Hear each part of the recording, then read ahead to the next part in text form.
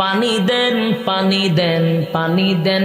একদিন দুই দিন নয়, 1000 বছর পর্যন্ত পানির পিপাসায় বান্দা চিৎকার শুরু করবে। কি বুঝলেন? আল্লাহ বলেন 1000 বছর পরে আমি বান্দার কথায় জবাব দিব না, ফেরেশতাদেরকে জিজ্ঞাসা করব না ফরমান আমার কাছে কি চায়। ফেরেশতারা বলবে আল্লাহ আপনার কাছে পানি চায়, পানি চায়, পানি চায়, পানি চায়। আল্লাহ বলবে ফেরেশতারা রে, এই নাফরমানকে দুনিয়ার জমিনে আমি নিয়ামত দিয়েছিলাম, হায়াত দিয়েছিলাম, দুনিয়ায় থাকা অবস্থায় শীতের সময় আমি গরম পানির ব্যবস্থা করে দিছি, গরমের সময় ঠান্ডা পানির ব্যবস্থা করে দিছি গো। আমার দেওয়া নিয়ামত খাইয়া আমি আল্লাহর বিরোধিতা করছে, আমার নিয়ামত খাইয়া আমার নাফরমানি করছে। সারাটা দিন গেছে, একবারের জন্য আমি আল্লাহকে একটা সেজদা দিল না, আমি আল্লাহ কি কোনোদিন আল্লাহ বলে ডাকলো না। অথচ আমি তারে কত নিয়ামত দিছি। শীতের সময় আমি গরম পানির ব্যবস্থা করে দিছি, গরমের সময় ঠান্ডা পানির ব্যবস্থা করে দিছি। আমি আল্লাহ কত মহব্বত করছি আমার বান্দারে। একটা মাছ যেইভাবে পানির নিচে ডুবন্ত, আমার বান্দারে আমি নিয়ামত দিয়া ডুবায়া রাখছি। আমার বান্দা আমার খাইলো, আমার পড়লো, আমার গোলামি করলো না, আমার নাফরমানি করলো। আজকে জাহান্নামের ভিতরে আসছে রে, 1000 বছর পর্যন্ত শুধু পানি পানি কইলা ডাকছস। অথচ দুনিয়াতে যদি কোনো বান্দা বান্দি আমি আল্লাহরে নজুলে রহমতের সময় একটা ডাক দিছে, আমি আল্লাহ তার ডাকে 70 বার জবাব দিছি।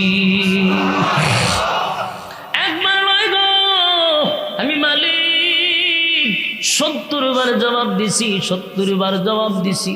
কিন্তু আমারে ডাকলে না, আমারে না ডাইকা বাবারে ডাকছত, খাজারে ডাকছত, ফিরে ডাকছত, অমুকরে ডাকছত, অমুক নেতার কাছে গেছস, অমুক নেতার কাছে সাহায্য চাইছত, আমি আল্লাহর কাছে চাস নাই।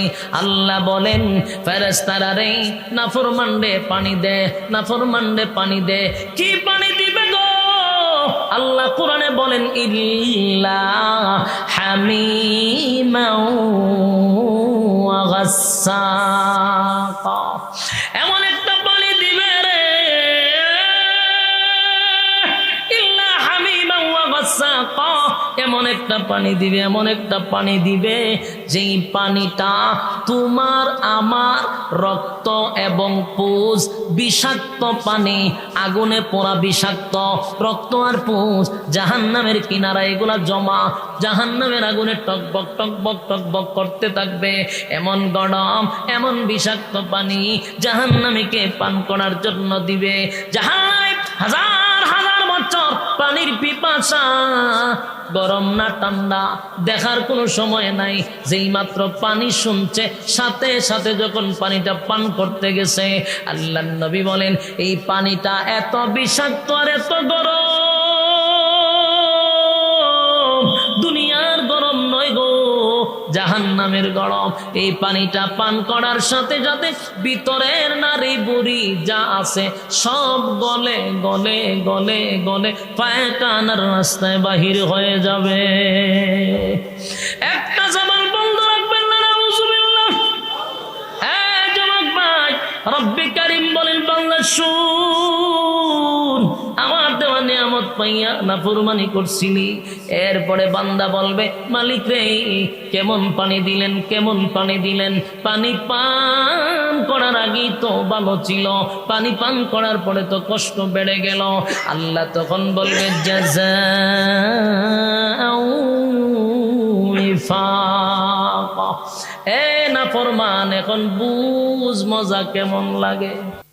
জাহান্নামে কেউ যেতে চায় না, নরকে কেউ যেতে চায় না। প্রত্যেকের আশা আকাঙ্ক্ষা হলো মরার পরে জান্নাতও যেতে চায়, ঠিক না? যেমন আপনার কাছে প্রশ্ন করি, জান্নাত কি কারো মামুর বাড়ি, শ্বশুর বাড়ি? জান্নাত মামুর বাড়িও না, শ্বশুর বাড়িও না, কিন্তু ছাওয়া ফাওয়া সব জান্নাত। কিন্তু এটা কি এমনি দিয়ে দিব? দুনিয়া পাওয়ার জন্য, দুনিয়া হাসিল করার জন্য কোনো শর্তের দরকার নাই, বিনা শর্তে আল্লাহ দুনিয়া দেয়। খুব খেয়াল করবেন, বিনা শর্তে দুনিয়া দেয়। দুনিয়া পাওয়ার জন্য কোনো শর্ত নাই। এই জন্য দেখবেন দুনিয়া আল্লাহ নাস্তিকরাও দেয়, আস্তিকরাও দেয়। আল্লাহ মানলেও দুনিয়া দেয়, আল্লাহ না মানলেও দুনিয়া দেয়। দুনিয়ার ক্ষেত্রে কোনো শর্ত নাই। কিন্তু জান্নাতের জন্য অবশ্যই শর্ত আছে। বলুন, শুধু শর্ত আছে না অবশ্যই শর্ত আছে? অবশ্যই শর্ত আছে।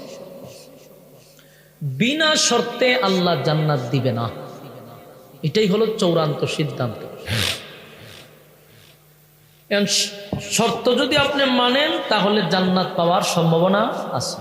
শর্ত না মানলে, কারণ এটা দুনিয়া না, এটা পরকাল, এখানে শর্ত লাগবে। শর্তটা কি? প্রথম নম্বর যে শর্ত আসে, প্রথম নম্বর শর্তটা হলো ইল্লাল্লাযীনা আমানু, ঈমান আনতে হবে। বলুন, কার উপরে ঈমান আনবো? প্রথম নাম্বার শর্ত হলো ঈমান আনতে হবে আল্লাহর উপর। কোনো বেঈমানকে আল্লাহ জান্নাত দিবে না, ঈমানদারকে আল্লাহ জান্নাত দিবে। কেউ যদি সরিষা পরিমাণ ঈমান লইয়াও কবরে যায়, গুনার কারণে জাহান্নামের আগুনে জ্বলতে হবে, শাস্তি ভোগ করতে হবে, কিন্তু জাররা পরিমাণ ঈমান নিয়ে যাওয়ার কারণে একটা সময় তারে আগুন থেকে উঠাইয়া জান্নাতে আল্লাহ ঢুকাবে। আপনার এলাকাতে সুবহানাল্লাহ আসেনি? কোন সময় কোন কেউ মারা গেলে মমিন সিংহে কোন সময় আমি তো জানি না, লেজি গেছি, মূল্যও বইতে পারেন। সম্মানিত সুধী, বলুন, জাররা পরিমাণ ঈমান যদি থাকে তাও একদিন না একদিন জান্নাতে ঢুকাবে। সুবহানাল্লাহ। ঈমানের কত দাম? শর্ত এক নাম্বার ঈমান। কোনো বেঈমানকে আল্লাহ জান্নাত দিবেন, ঈমানদারকে জান্নাত দিবে। এখন শুধু ঈমান আনছেন, জান্নাতে একদিন যাবেন এটা বাস্তব, কিন্তু মাঝখানে মায়ের খাইতেইব, জনমের খাওয়া, ইচ্ছা মতো ফিডাইব, আগুনও জ্বালাইব, ফিডাইব। ফিডার থেকে বাঁচার দরকার আছে নি? কথা কই না? আরে ভাই, আমরা যদি মনে করি যে যাক ঈমান আনছি আর আকাম কুকাম, দিনের কাম রাত্রের কাম সব কাম কইরা মইরা যাই, কিছুদিন ফিডায় মুডাইয়ার পর আমরা জান্নাতে দিব, এতটা সহজ না। 1 বছর 2 বছর না, হাজার হাজার বছর জাহান্নামের আগুনে জ্বলতে হবে। কি মনে করেন সহ্য করা যাইব? আমরা এই একটু সময় মোমবাতির মধ্যে আঙ্গুল দিতে পারিনি, সব বনাশ করলে। কিন্তু এখানে হাজার হাজার বছর জাহান্নামে জ্বলব। যদি খাইমকালি আর ফাইজলামি করে জীবন কাটাইয়া দেই, তাহলে প্রস্তুত থাকেন মায়ের খাওয়ার জন্য। কিন্তু কোনো মুমিন ঈমানদার জাহান্নামের আগুন তার শরীরে লাগুক, এটা কেউ চায় না। বাঁচার তো দরকার। তো বাঁচতে গেলে 2 নাম্বার যে কাজটা করতে হবে, এটা হলো ওয়ামিলুস সালিহাত। 2 নাম্বার যে কাজ করবেন ফিডার থেকে বাঁচার জন্য, এটা হইল নেক আমল। বলুন, 2 নাম্বার কি? কথা বুঝুননি? আল্লাহর রাস্তে একটু হানা কইেন। 2 নাম্বার কি? নেক আমল। ভাই মনোযোগ দিয়ে শুনলেন, একটা কথাও আমি কোরআনের বাইরে বলবো না। আপনারা যে রাইতের ঘুম হারাম করে কেন বইছেন গিচ্ছা শুনবার লেগিয়া, কথা কইনা দি। আর আমরা দেশের শ্রোতারা গিচ্ছার খুব পাগল, কাল্পনিক গল্প আর গাঞ্জা করি কথা বইলা খান্দায় আমান্দায় শেষ। ইডি মজা পায় শ্রোতারা।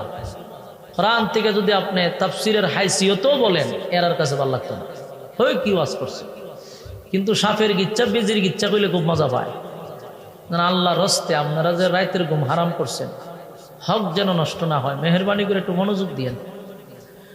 বলুন, 2 নাম্বার কাজ কি? নেক আমল। নেক আমল কেন করবেন? মায়ের থেকে বাঁচার জন্য। কথা হয় না? আওয়াজ দিয়েন, মায়ের থেকে। ঈমান আনবেন কেন? জান্নাতে যেতে হলে ঈমান লাগবে। ঈমান ছাড়া প্রবেশ করার কোনো সুযোগ নাই।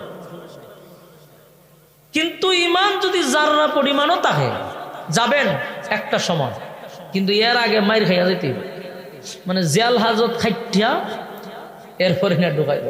উনি জেল হাজত থেকে বাঁচার জন্য ওয়ামিলুস সালিহাত, নেক আমল করতে হবে।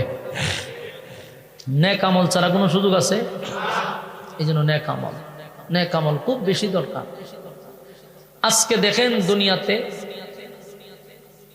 ইমানদাররা ইমানের দাবি করে বসে আছে, কিন্তু থার্মোমিটার না থাকার কারণে, ইমান মাফার থার্মোমিটার না থাকার কারণে সুদ করেও হয় ইমানদার, ঘুষ করেও হয় ইমানদার, বেনামাজিও হয় ইমানদার, জেনা করেও হয় ইমানদার, টেন্ডারবাজি আর সাদাবাজি করে জীবন কাটাইছে এও হয় ইমানদার।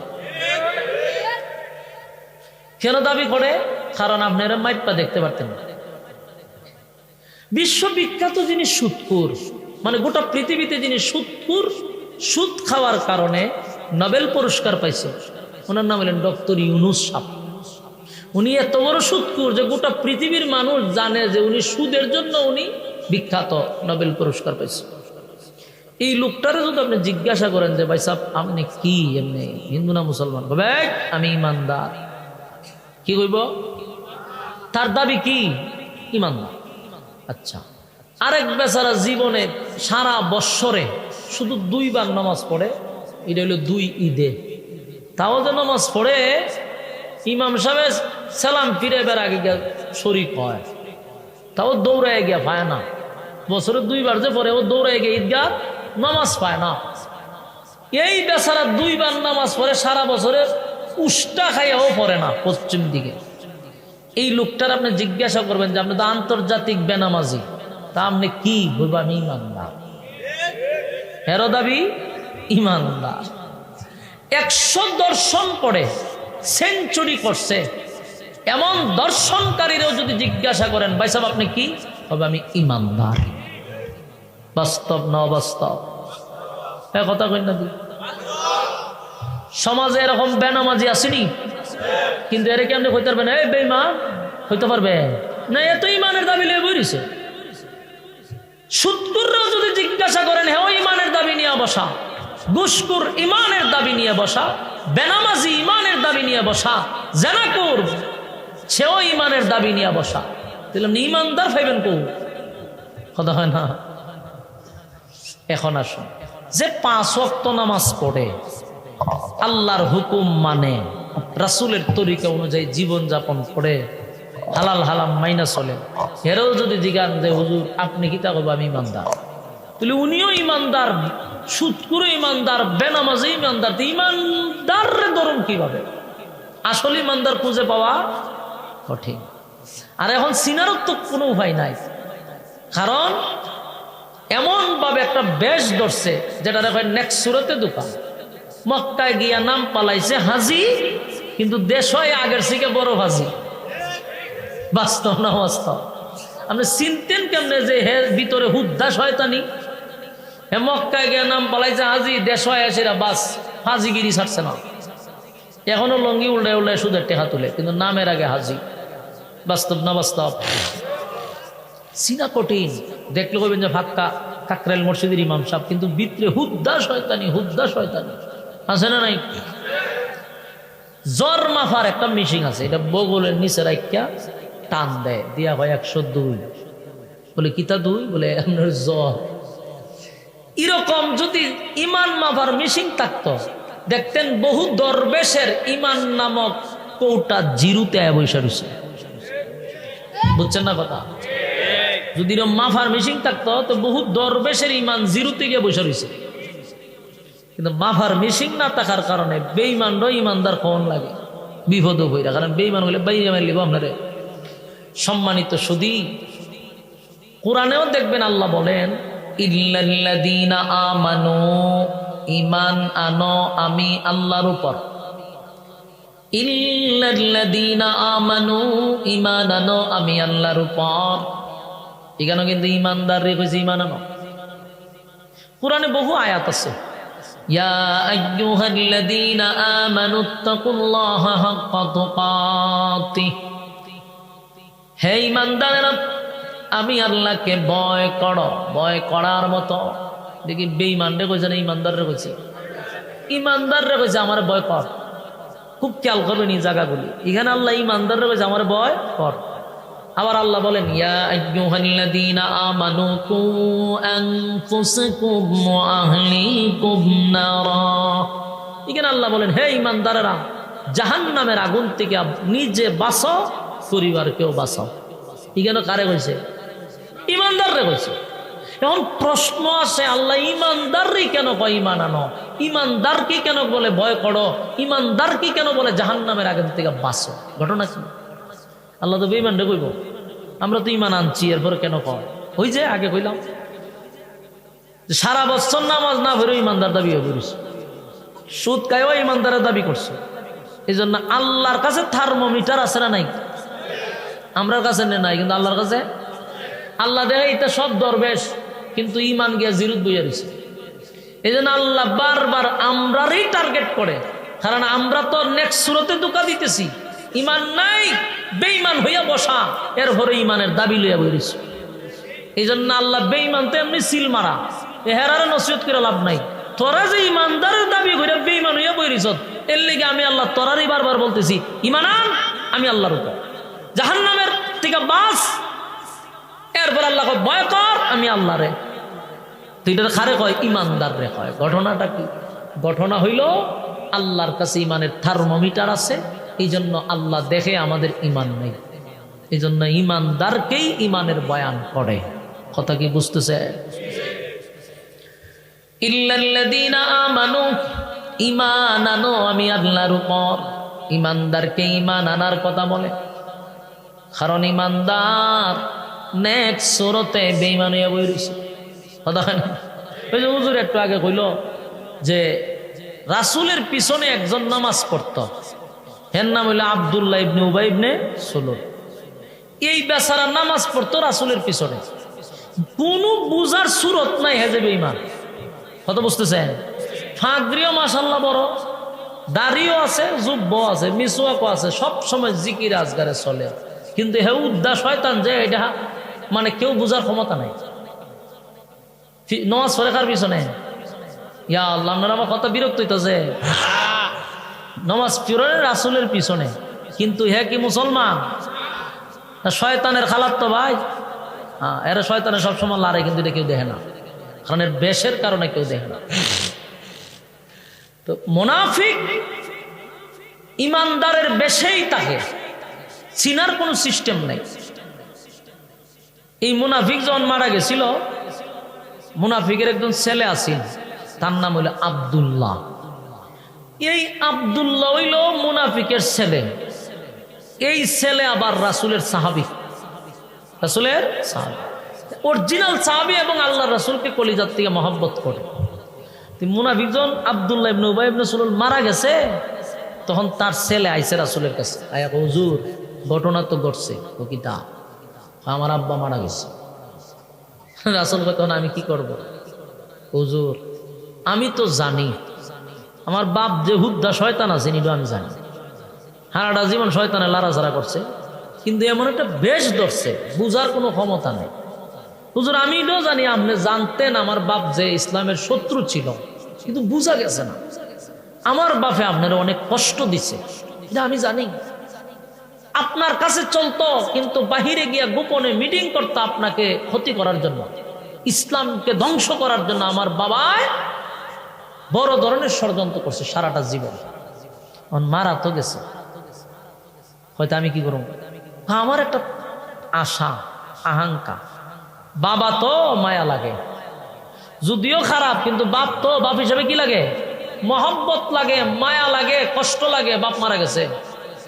কিন্তু আমি তো আপনার সাহাবী, আমি আপনার কাছে চাই, এখানে ফুল আমাদের দৌড়ে দিচ্ছে, আমি আপনার কাছে চাই আপনি নবী যদি আমার বাপের জানাজাটা পড়াই দিতেন, তাহলে আমি নিশ্চিন্তা থাকতাম, আপনার জানাজার বরকতে আমার আব্বার গুনাহ আল্লাহ মাফ করে দিব।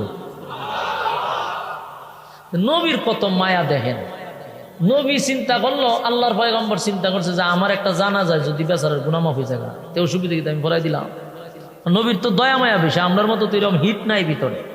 আমরা শুন থেকে ফান থেকে শুন খসে তের 14 গোষ্ঠী উদ্ধার করে দেয়, কিন্তু নবীর তো দরদ ছিল, উম্মতের জন্য দরদি ছিল। চিন্তা করছে আমার এক জানাজায় যদি মাফ হয়ে যাগা, অসুবিধা কি, জানাজা আমি পড়াই দিব, যাও।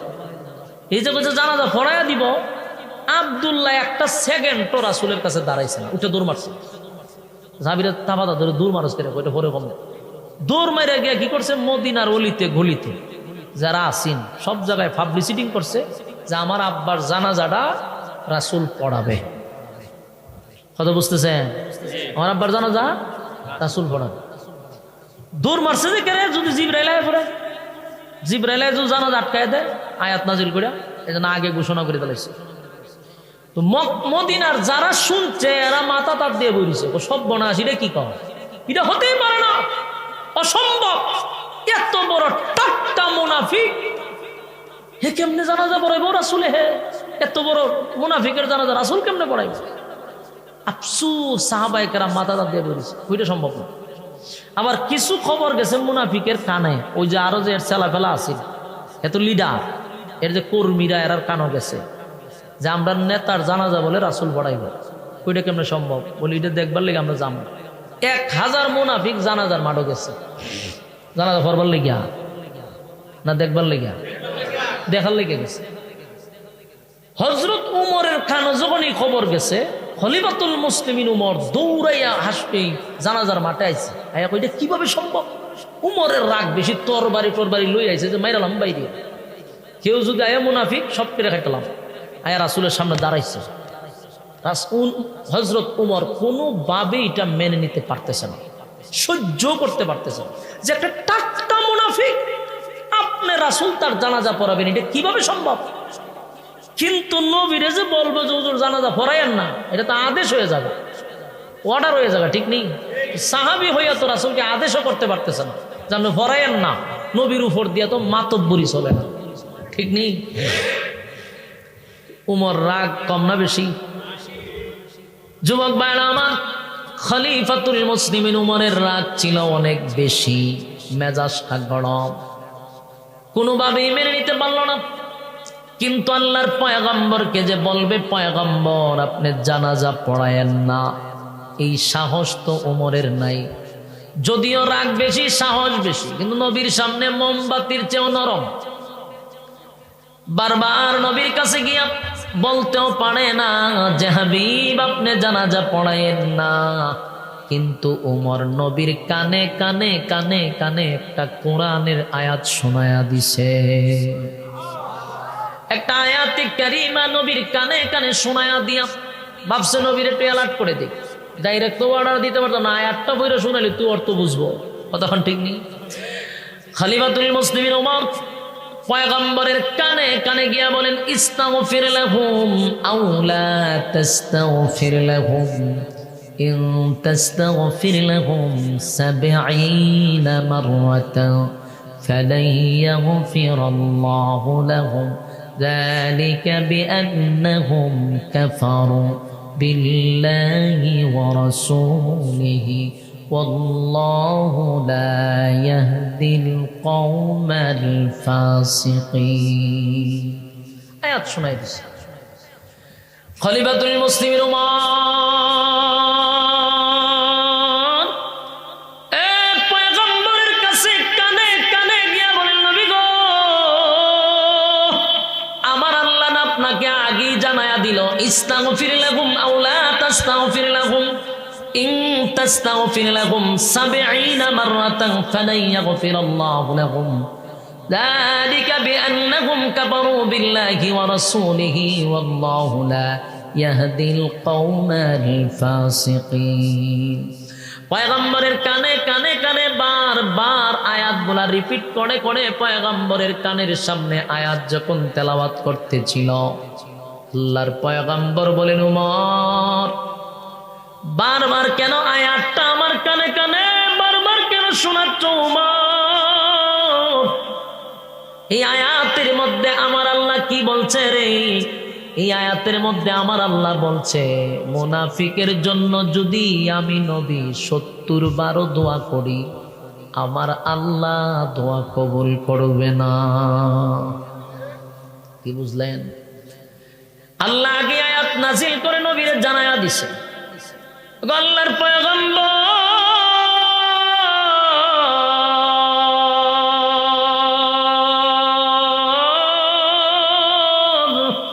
আমার মালিক তো আপনার আগে জানাইছে মুনাফিকের জন্য যদি আপনি নবী একবার নয় 70 বারও যদি দোয়া করেন আমার আল্লাহ আপনি নবীর দোয়া কবুল করবে না।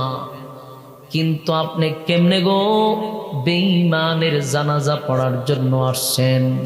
আল্লাহর নবী বলেন, উমর, এই আয়াতের মধ্যে আল্লাহ বলছেন 70 বার আমি নবী যদি মুনাফিকের জন্য দোয়া করি আমার আল্লাহ দোয়া কবুল করবে না, কিন্তু আমি নবীর ভিতরে এত মায়া, উম্মতের জন্য এত মায়া, আমার মনটা চায়, আমার আল্লাহ 70 বার নিষেধ করছে, আমি নবী যদি 100 বার দোয়া করি এর বদৌলতে যদি আল্লাহ কবুল করে, সেই আশায় আমি বারবার আব্দুল্লাহ ইবনে উবাই ইবনে সুলুলের জানাজার জন্য প্রস্তুতি নিছি।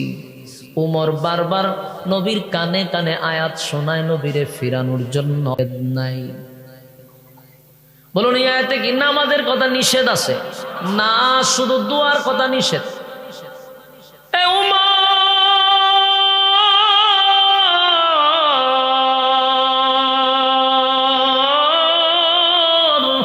এই আয়াতের কোথাও তো নামাজের কথা নিষেধ করে নাই গো। এই আয়াতের মধ্যে আমার আল্লাহ নিষেধ করছেন মোনাজাতের কথা। আমি যেন তার জন্য দোয়া না করি, আমি যেন কোনো মুনাফিকের জন্য দোয়া না করি, কিন্তু নামাজের কথা তো আমার মালিক নিষেধ করে নাই। তাই আমি সিদ্ধান্ত নিছি আব্দুল্লাহ ইবনে উবাই ইবনে সুলুলের জানাজা আমি নবী পড়ায়া দিব।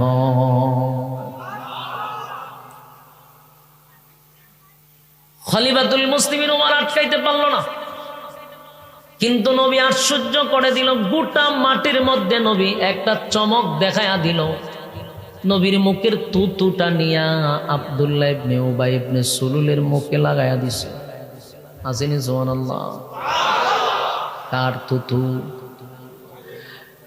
পয়গম্বরের মুখের তুতু মুবারক লাগাইছে মুনাফিকের মুখে। আল্লাহর নবী বলেন, আব্দুল্লাহ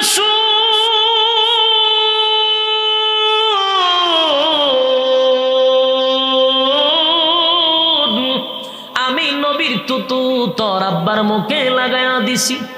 আমি নবীর মুখের তুতু লাগানোর বরকতে যদি তোর আব্বার গুনাহ আমার আল্লাহ মাফ করে দেয়।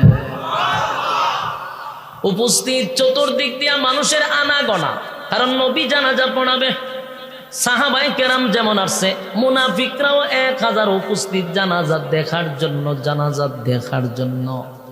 কারণ এত বড় টাটকা একটা মুনাফিকের জানাজা নবী পড়াবে কেমনে গো? আল্লাহর পয়গম্বরের বিরোধিতা জীবনটা বর করছে এমন মুনাফিকের জানাজা নবী কেমনে পড়ায়? আবার নবীর মুখের তুতুও লাগায়া দিছে। সাহাবায়ে কেরাম তাকায় আছে।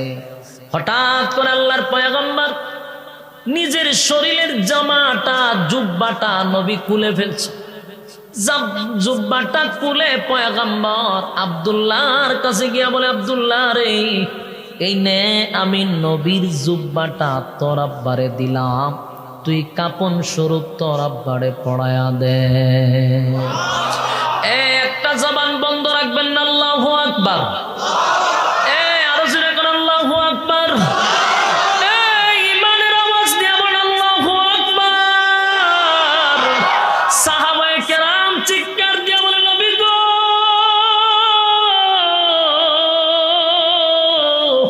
সাহাবী হইয়াও আপনি নবীর জুব্বা পাইলাম না, সাহাবী হইয়া আপনার জুব্বা পাইলাম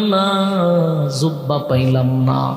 একটা টাটকা মুনাফিক বেঈমান আপনি নবীর জুব্বা তার কপালে জুটে গেল।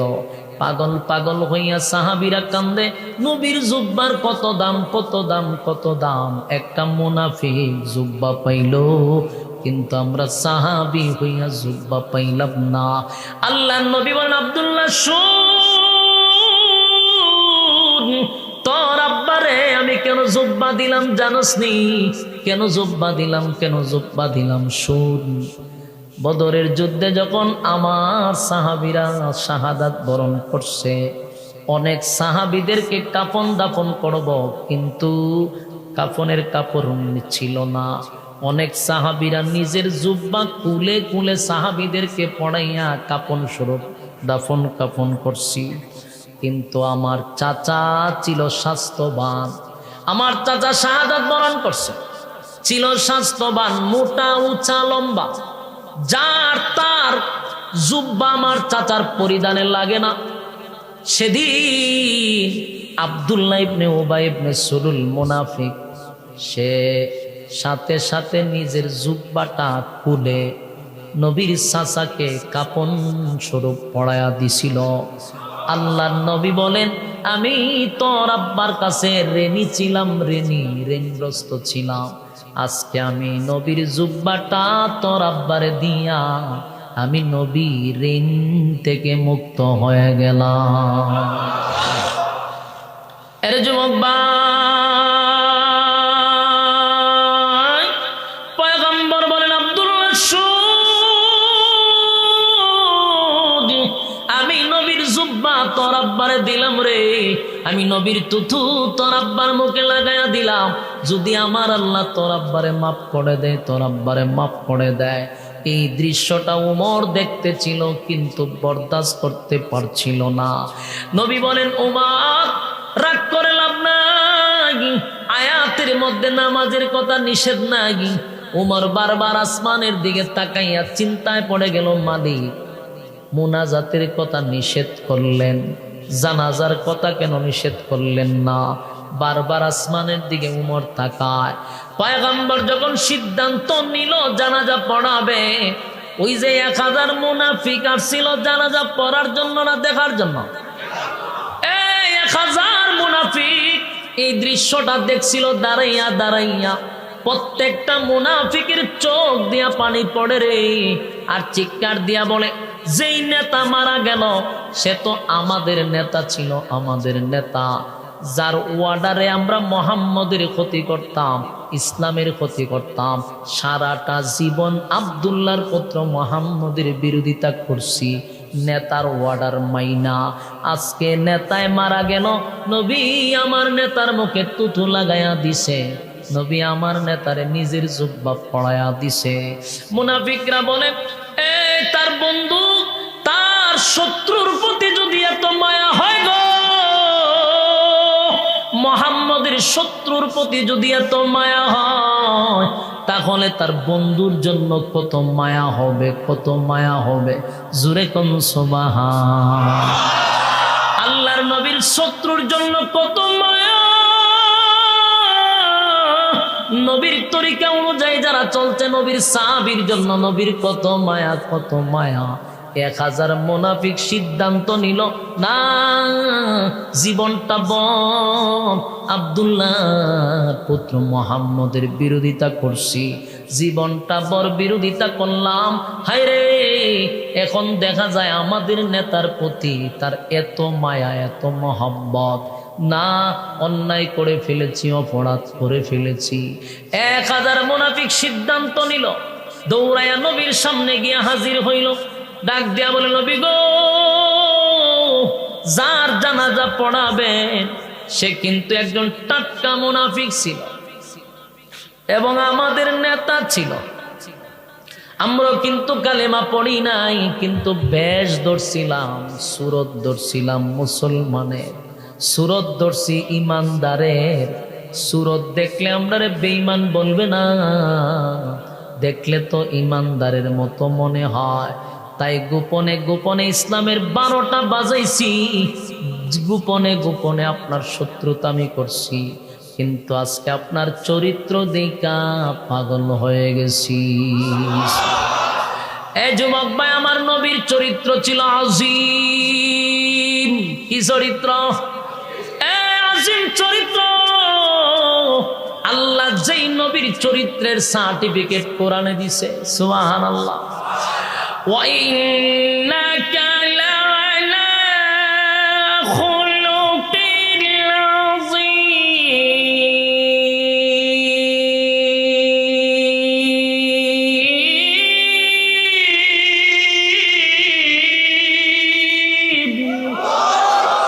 আল্লাহ বলেন, আমার নবীর চরিত্রের মধ্যে আমি স্পট রাখি না, আজিম দান করছি, আজিম চরিত্র, আজিম চরিত্র।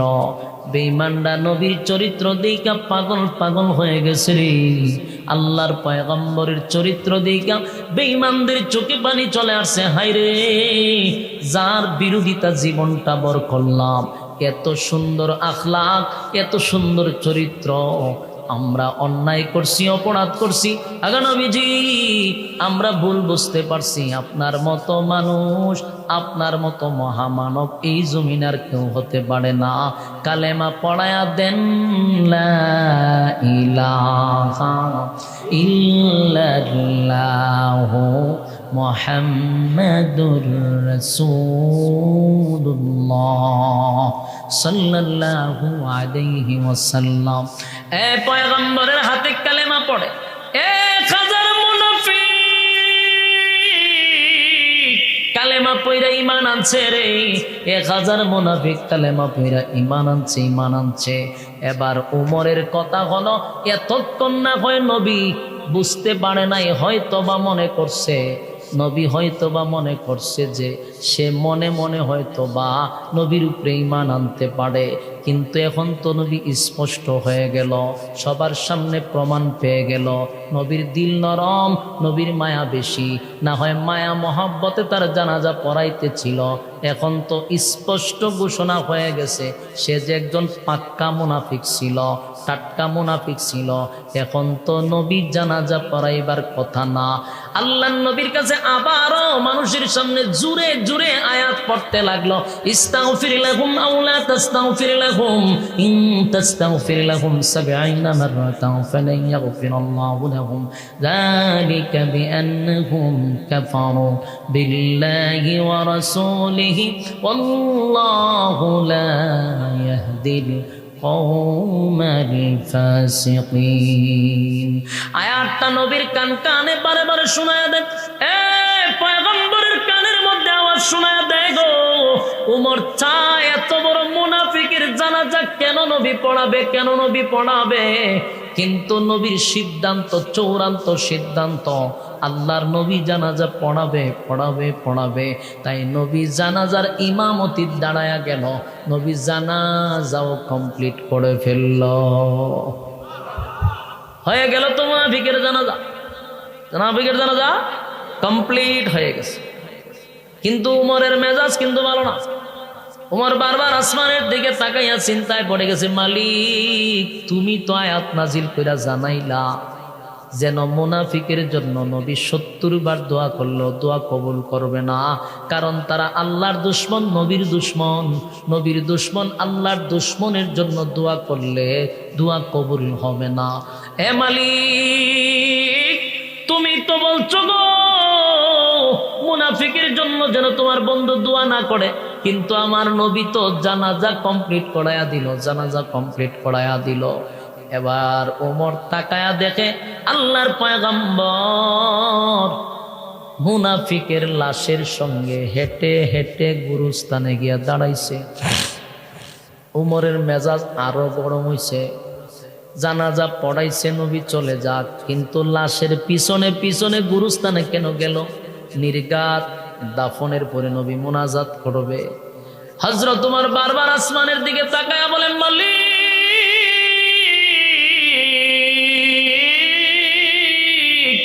নামাজটা বন্ধ করছো, তুমি নামাজটাও বন্ধ করে দিতা, মুনাজা বন্ধ করছো, নামাজও বন্ধ করে দিতা, কিন্তু নবী তো সিদ্ধান্ত নিছে আবার দোয়া করবে। যেই মাত্র দাফনের ব্যবস্থা শেষ, পয়গম্বর 2টা হাত মুনাফিকের জন্য তুলল, মুনাজাত করবে মুনাফিকের জন্য। সাথে সাথে জিবরাইল নবীর সামনে হাজির। সুবহানাল্লাহ, কি বারে দিয়া কইবেন? জিবরাইল নবীর সামনে হাজির, ডাক দিয়া বলে, পয়গম্বর মুনাজাত করবেন পড়ে। আগে শুনুন, আমার আল্লাহর সিদ্ধান্ত শুনুন। আল্লাহ রাব্বুল আলামিন আপনার ওমরের সিদ্ধান্তটাকেই চূড়ান্ত সিদ্ধান্ত মনে করেছে। ওমরের সিদ্ধান্তটা চূড়ান্ত সিদ্ধান্ত হয়ে গেছে।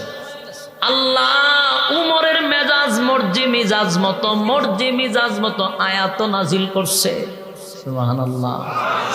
উমরের মর্জি মিজাজ মতো কোরআনের বহু আয়াত আছে, এই জন্য উমরকে বলা হয় মেজাজে ওহী। উমরের মেজাজ মতো আয়াত নাজিলিত। উমর মেজাজ ছিল আল্লাহ আপনার নামাজ বন্ধ করে দেন। উমরের মেজাজ ছিল নবী যেন দোয়া না করেন। কিন্তু আল্লাহ উমরের সিদ্ধান্তটাকে চূড়ান্ত সিদ্ধান্ত ঘোষণা দিছে। সুবহানাল্লাহ। জিবরাইল বলেন, নবী গো, আপনার উমরের সিদ্ধান্ত চূড়ান্ত সিদ্ধান্ত গো নবী। আপনার উমর যা চাইছে আমার আল্লাহ তা দিছে। সুবহানাল্লাহ। কি মনে করলেন ওমর সাধারণ কোন সাহাবী? নবীর পরে যদি কোন নবী আল্লাহ পাঠাইতো, ওমরকে আল্লাহ নবী বানায়া পাঠাইতো। সুবহানাল্লাহ। ওমরের এত যোগ্যতা আল্লাহ দিছে।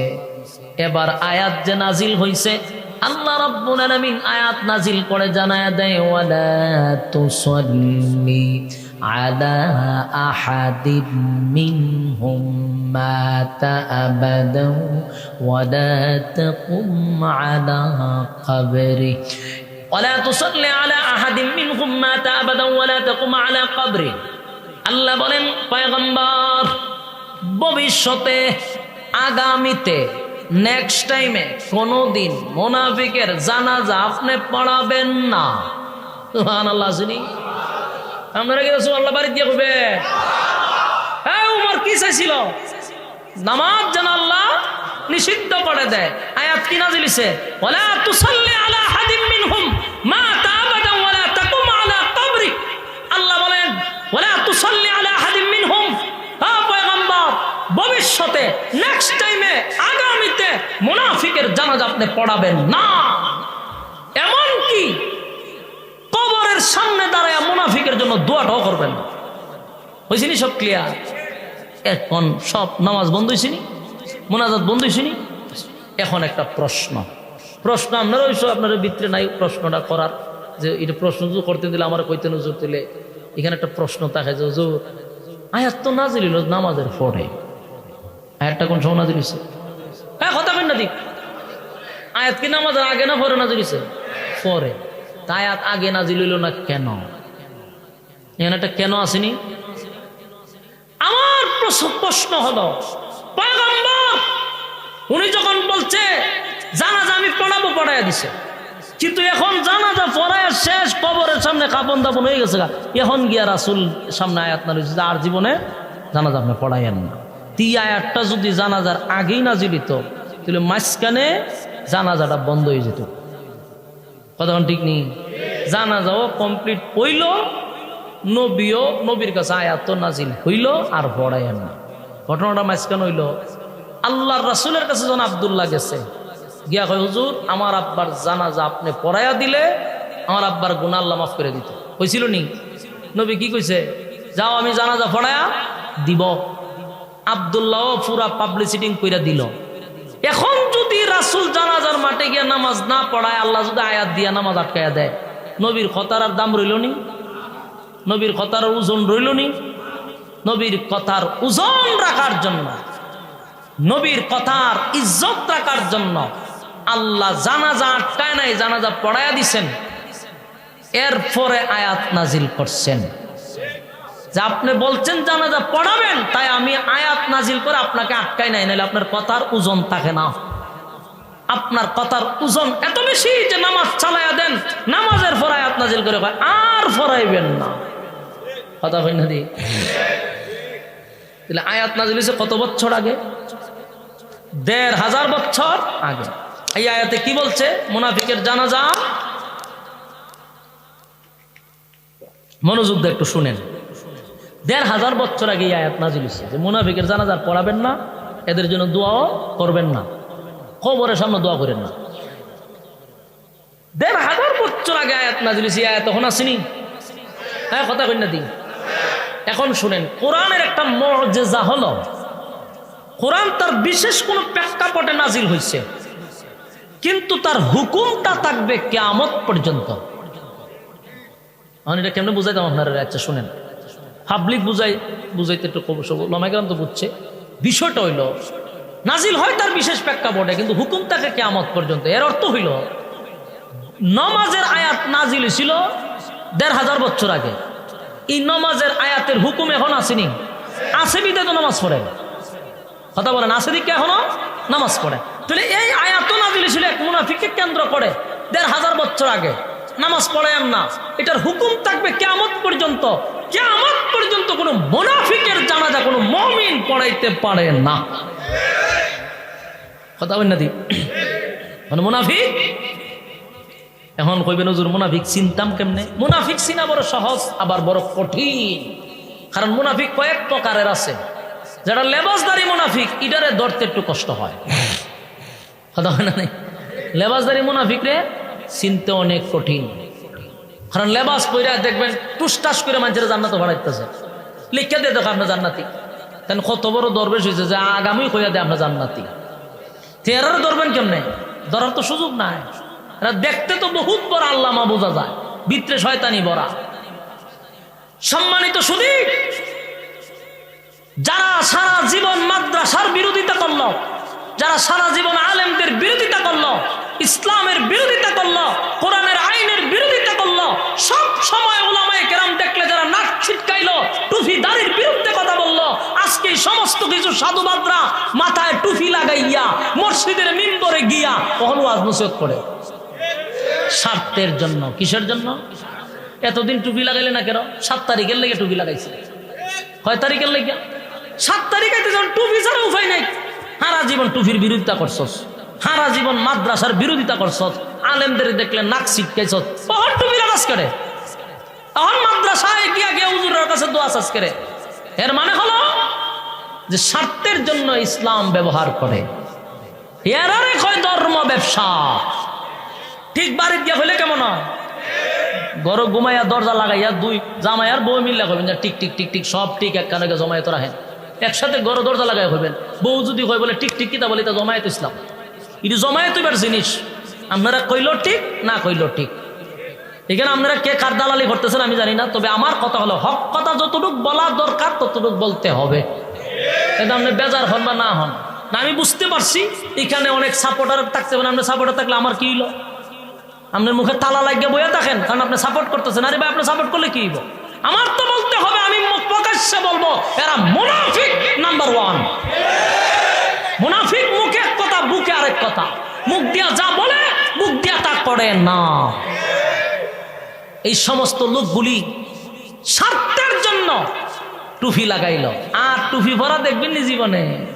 5 বছরের আগে টুপি দেখতেন না। প্রত্যেক 5 বছর পর পর, প্রত্যেক না, এবার 15 বছর পরে, এবার 15 বছর পরে টুপি লাগাইছে। নাইলে আগে দেখতাম ছোটবেলায় 5 বছর পরে পরে, কিন্তু এখন তার এই সিস্টেম নাই। এই জন্য 15 বছর পরে মাথার টুপি লাগাইছে।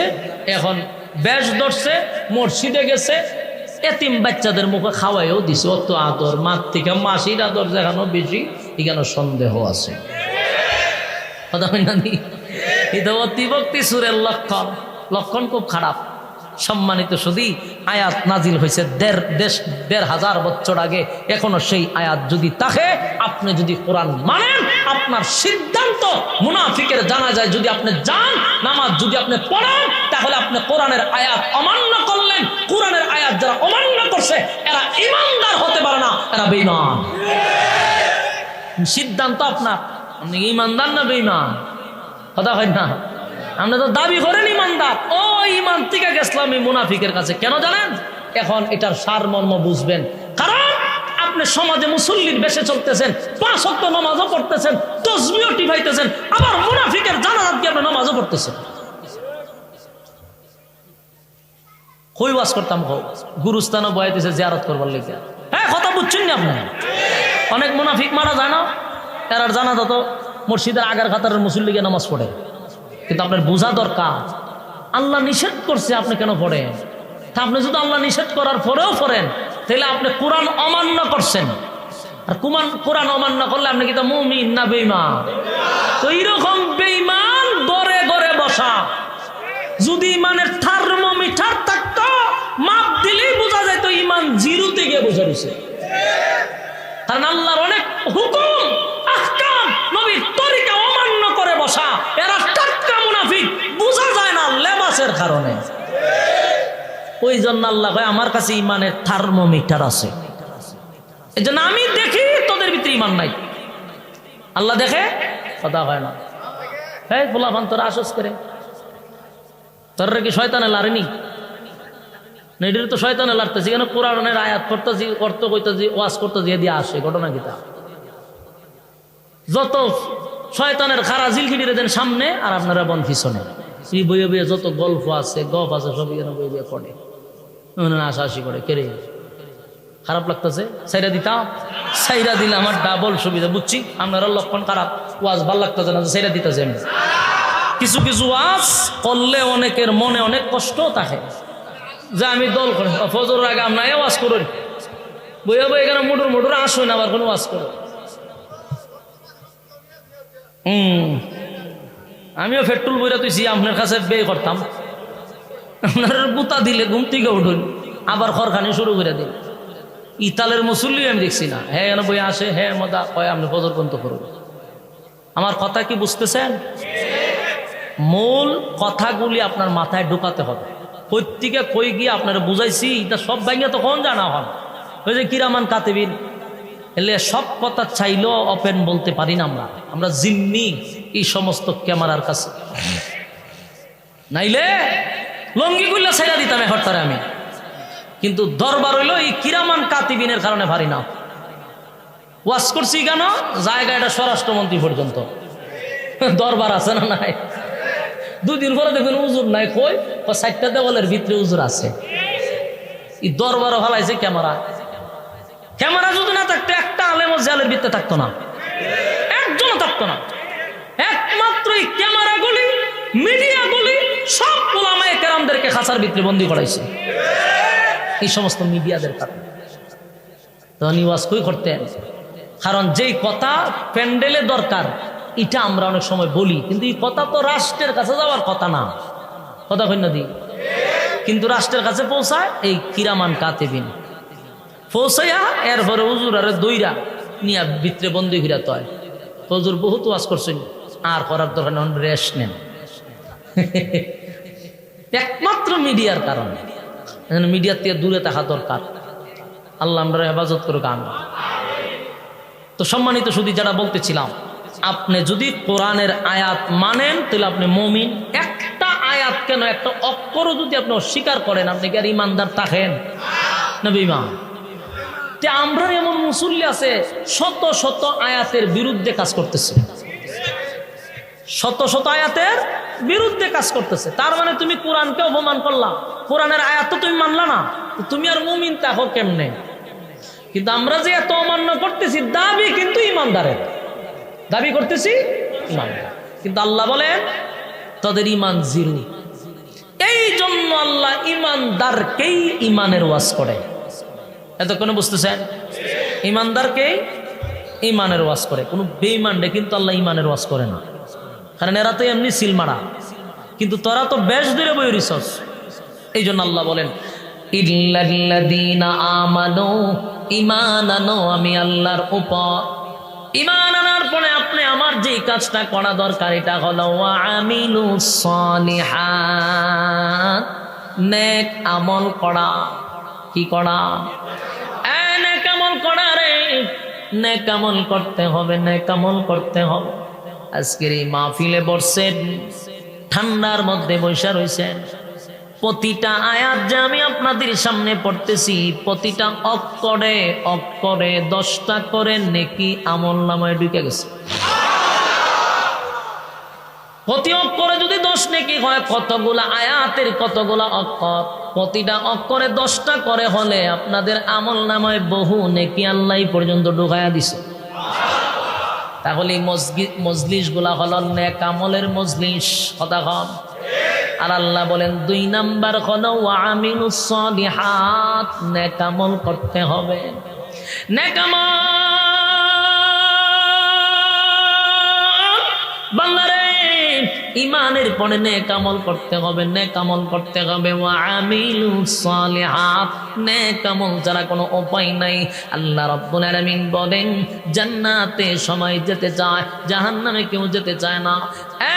জাহান্নামে যদি যেতে চান, জান্নাতে যদি যেতে চান, অবশ্যই শর্ত আছে না? না, শর্ত আছে। বিনা শর্তে কি আল্লাহ জান্নাত দিব? 1 নাম্বার ঈমান, 2 নাম্বার নেক আমল। আর যদি আপনি মন গড়া জিন্দেগি চালান, যেমনে মনে চায় এমনে চলেন, জিন্দেগি আপনার মতো সাজান, আমার আল্লাহকে আপনারা ছাইরা দিব? অতীতে কেউ ছাড়ছে, ভবিষ্যতে ছাড়বো? ছাড়তো না। ছাড় দেয় কিন্তু ছাইরা দেয় না, কথা হয় না? ডিল দেয় কিন্তু ছাইরা দেয় না। গুডি চিনুনি? গুড্ডি আমরা চিনুনি? কিতা করে এটা? উড়ায় উড়ায় উড়ায়, চিনছেন বালা জায়গা। এটা যে উড়া, এটা যে লাড়াছাড়া করলে মালিকে সুতা ছাড়ে, সুতা ছাড়ে। তো গুড্ডি দেখবেন, আমি তো নিজে উড়াইছি ছোটবেলা, এটা সুতা ছাড়া দেখবেন ইটা করে, ইটা করতে নিচে যায়, ঠিক নি? কথা হয় না? করতে নিচু যায়, এটা বুঝায় যে আমি যাইতেছি গা, আর আসবো না। কিন্তু ব্যাক করলে জানে না যে নাটায় আমার হাতও, কথা হয় না? এমন উঁচায় উঠে আর কি বেড়াগিরি দেখায়, ঠ্যাং লারে, লেস লারে, লারে বুঝায় যে আমি আর আসতেছি না। আল্লাহ হয়, তুই তো এইভাবে নাচানাচি করতে যত নাটাই দে আমার হাত, ওইটা জানোস না। সময় মতো টান দিলে কিন্তু আবার দেখা যায় কাছে পড়ে, কথা হয় না? আল্লাহ বলেন প্রত্যেকটা মানুষকে আমি আল্লাহ দুনিয়ায় পাঠাইছি নেক আমলের জন্য। গোলামি করব কার? উল্টা পাল্টা চললে মালিক ছেড়ে দিব? ছাড়বে না, সাইজ করে ছেড়ে দিব। আল্লাহ বলেন কেন বানাইলাম? অনর্থক না, অকারণে না, নিষ্প্রয়োজনে না, বেহুদা আমি মানুষ বানাই নাই। আল্লাহ কি বেহুদা বানাইছে? আফাহাসিবতুম আন্নামা খালাকনাকুম আবাসাও ওয়া আন্নাকুম ইলাইনা লা তুরজাউন। আল্লাহ বলেন অনর্থক, অপ্রয়োজনে, নিষ্প্রয়োজনে আমি মানুষ বানাই নাই, অনর্থক বানাইছেন। আল্লাহর কারণ আছে না নাই? কেন বানাইছে? আল্লাহ কোরআনে বলেন ওমা খালাকাতুল জিন্না ওয়াল ইনসা ইল্লা লিয়াবুদুন। আল্লাহ বলেন মানব দানব বানাইছি শুধুমাত্র কেবলমাত্র আমার গোলামির জন্য। বলেন কেন বানাইছে? আপনি যদি মন গড়া জিন্দেগি চালান, আপনি কি মনে করেন ছেড়ে দিব? রব্বে কারীম বলেন অনর্থক বানাই নাই, অকারণে বানাই নাই। আফাহাসিবতুম আন্নামা খালাকনাকুম আবাসাও ওয়া আন্নাকুম ইলাইনা লা তুরজাউন। অনর্থক বানাই নাই, অকারণে বানাই নাই, নিষ্প্রয়োজনে বানাই নাই। কেন বানাইলাম? ওমা খালাকাতুল জিন্না ওয়াল ইনসা ইল্লা লিয়াবুদুন।